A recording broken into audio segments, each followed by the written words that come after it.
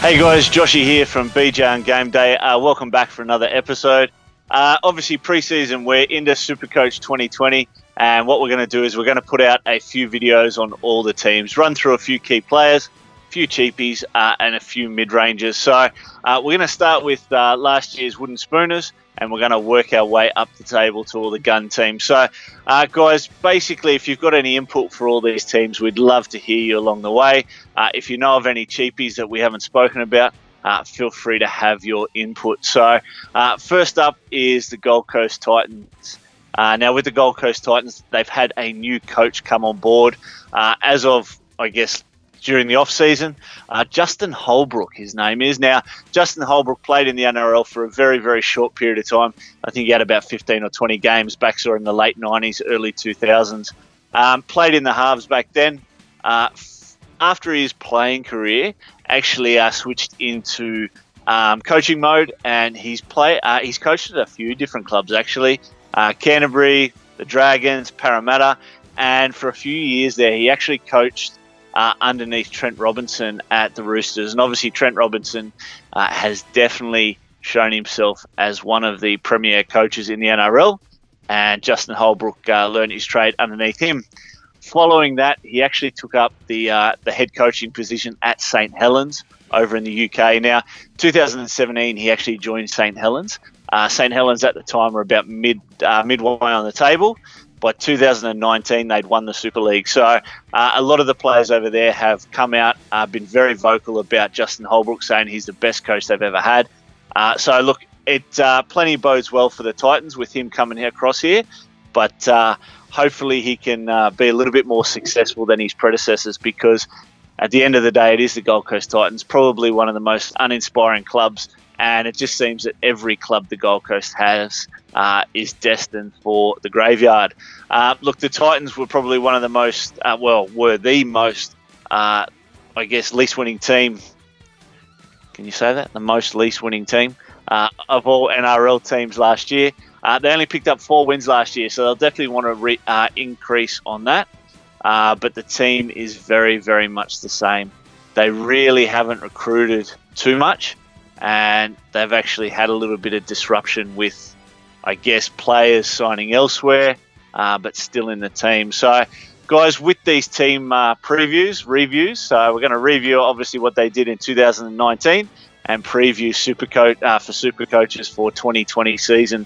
We'll run through some guns, we'll run through some mid-rangers, and then we'll run through a cheapie or two that may get a start here or there. So you'll see in front of you on your screen, these are the predicted teams for round 1 from NRL.com. We've also had a look at a few other sites that have predicted the teams for round 1, things like sportingnews.com and that, and the teams actually do differ a little bit, but graphics-wise, this one looks the best. So we've put that one up. You'll see there at fullback AJ Brimson, Anthony Don in number 2 spot, Brian Kelly and Tyrone Peachey sharing the centre 3/4 spot. Now, this is probably one where I look at. Now, Tyrone Peachey in a few other predicted teams has actually been in the number 6 spot. Tyrone Roberts, a few people have left out. Now, I think Tyrone Roberts is an absolutely classy player. I think he should probably get the number 7 spot.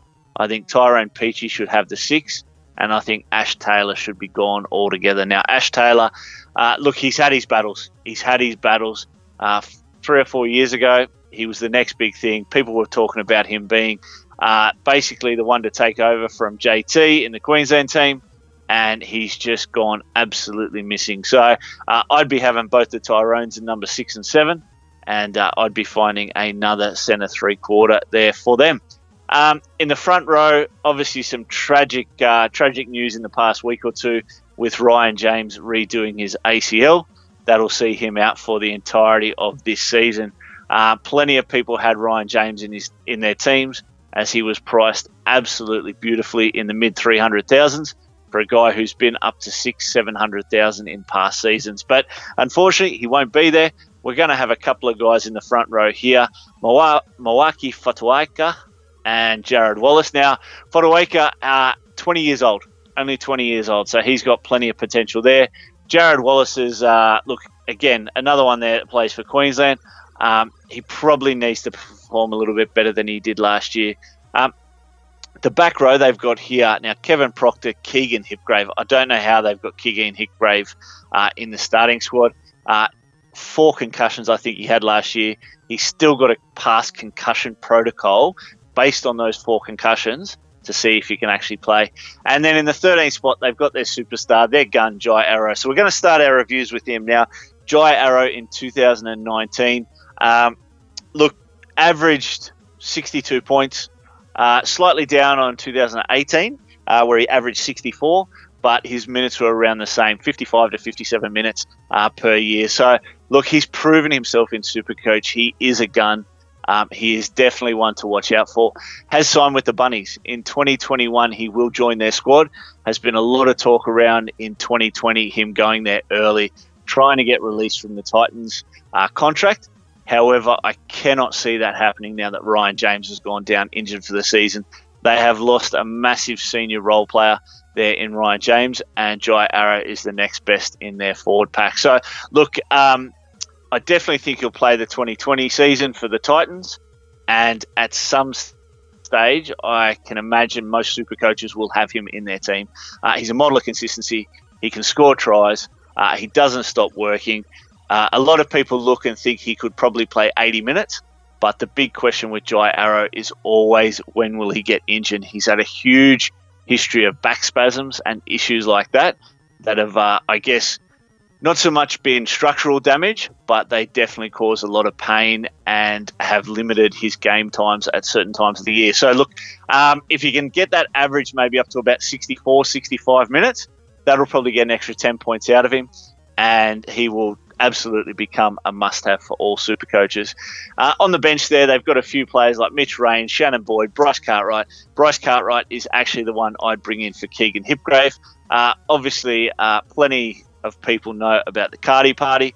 Bryce Cartwright, 4 or 5 years ago for Penrith, was absolutely sensational, and he was a one-hit wonder. I don't know who you want to reference with regards to one-hit wonders from music, but he dead set is one, because I can't see him performing like he did back then. Sure enough, he will average you 40 to 45 to maybe 50, but he won't be in the likes of the 70 ranges that he used to be.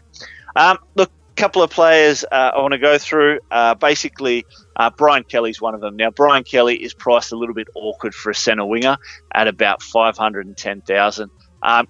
Very, very good player. Last year scored 3 scores in the 90s and 3 scores in the 80s. Doesn't really score under 40 too much. A few times here or there when the Titans might get a flogging, but surprisingly strong for his size. He's not the biggest centre out there, but has got plenty of willpower and plenty of mongrel about him. So he is one shining light for the Titans, and I actually don't mind their backline if they can get it together. Philip Semi's another one. He's absolutely fantastic. Look, the Don is good. I wouldn't have him in there anymore. I think he's definitely got his place at Burleigh. The feeder club for the Gold Coast Titans, the Burleigh Bears. I think Anthony Don will find most of his season this year playing for Burleigh. I do think that either Jonas Pearson or a cheapie in Greg Lalesio will take that winger spot. Now, Greg Lalesio is one I want to talk about. 171,000. This is one of the cheapies that everyone will have if he gets a starting spot. He will be the highest owned player if he gets a starting spot. Last year for Wentworthville, who was Parramatta's feeder club, he's moved from Parramatta to the Titans. Greg Lalesio was the leading post-contact metres gainer, and he was the leader in tackle busts. Now, these are 2 stats that really get you a lot of points in Supercoach. If you're making 5, 6, 7, 8 tackle busts every game, that's an extra 15, 20 points. If you're making more post-contact meters, that means you're getting 2-point hit-ups instead of 1-point hit-ups. The fact is that at the Gold Coast, look, they're going to score tries. They are a team that have got plenty of points in them, but they're just a team that leak plenty of points as well. So you can imagine the backs in the Gold Coast Titans actually scoring plenty of tries. Philip Semi does it all the time.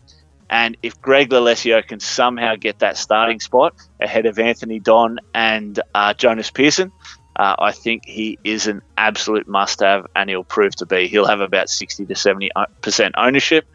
So he's definitely one. We touched on Moaki Fatuaka. I can't say his bloody name. Look, This kid is 20 years old. This is his third season in the NRL, despite being only 20. He is a monster. He is a great player. He will be a leading front rower for years to come. Now, for the Titans, I'm really hoping he gets that starting spot. But even if he doesn't, if he's coming off the bench, he'll still be a force to be reckoned with. Now, last year he was a much cheaper price. This year he's about $440,000, which makes him that little bit harder to take. Look, if he was around, I guess, 300 to 350, I'd definitely have him on my team. At the moment at 440, I just can't fit him in there. That extra sort of 100, 150 grand on what he was last year is a little bit too hard to get in there. So I'm going to miss him out altogether. But I can imagine him scoring some really good points. Last year, I think he averaged around 48. Didn't score a try all year, so he would have been up for a nudie run at the end of the year. Hopefully this year he can get across the stripe for any owners and really start to perform quite well. Look, across the board there at the Titans, there's not really much else to talk about. Possibly Tyrone Peachey. I spoke a little bit earlier about hoping Tyrone Peachey will get that 5'8" spot next to Tyrone Roberts in the half. If Tyrone Peachey does, look, he's probably one of the most inconsistent performers in Supercoach. Tyrone Peachey mixes so many sort of 80 and 90 scores with so many 15s and 20s. It is really frustrating. He goes missing from games more than most people, but he has shown that his talent is ridiculous. He can play any position on the field. He can play fullback, he can play second row, he can play hooker, he can play 5'8". So, look, he's definitely one to watch out for. There have been times in the past couple of seasons where I've had him in my teams, whether it be in Classic or in Draft, purely because of that X factor. He does have that wow factor. What I'm hoping is if he scores the 5'8" spot, that creates a bit more consistency. As a playmaker, you can't go missing like you would in the centres or on the wing or things like that. So if you can get that 5'8" spot, if you can work well with the new coach in Justin Holbrook, I'm really hoping that he can put the scores on the board. Now, he is priced, pretty reasonably at about 360K. Now, for a half, that's not actually too bad. When you consider the likes of, Canberra's got George Williams and things like that, we're talking about these guys at 330. Tyrone Peachey has actually proven that he can score Supercoach points. It's just a matter of whether he can do that consistently.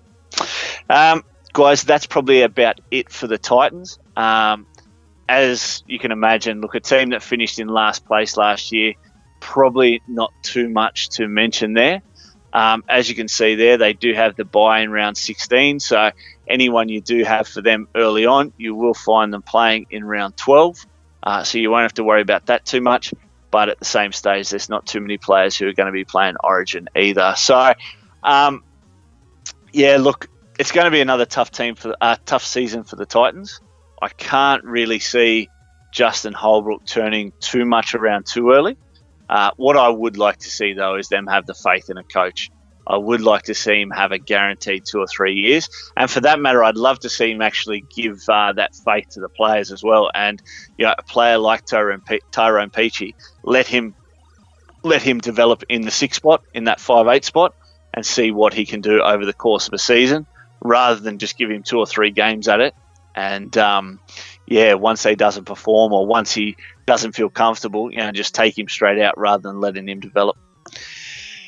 So that's it. So that's the Gold Coast Titans, and we'll follow that up with the St. George Dragons.